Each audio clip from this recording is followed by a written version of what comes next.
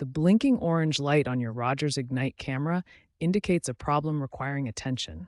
It's not an error code, but a visual cue designed for troubleshooting. The most common causes are Wi-Fi connection issues, power problems, or the need to repair the camera with your Ignite system. Wi-Fi connection issues often cause the blinking light. This can happen due to weak signal strength, interference from other devices, or disconnection from your Ignite modem. Power problems are another common cause.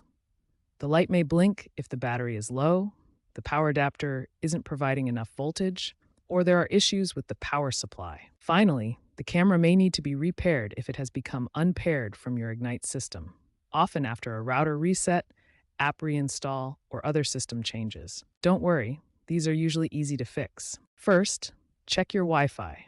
Make sure the camera is within 30 to 50 feet of your Rogers Ignite modem/router. Restart the camera and check the Wi-Fi signal strength in the Ignite app. Next, verify the power. If it's battery-powered, charge or replace the battery.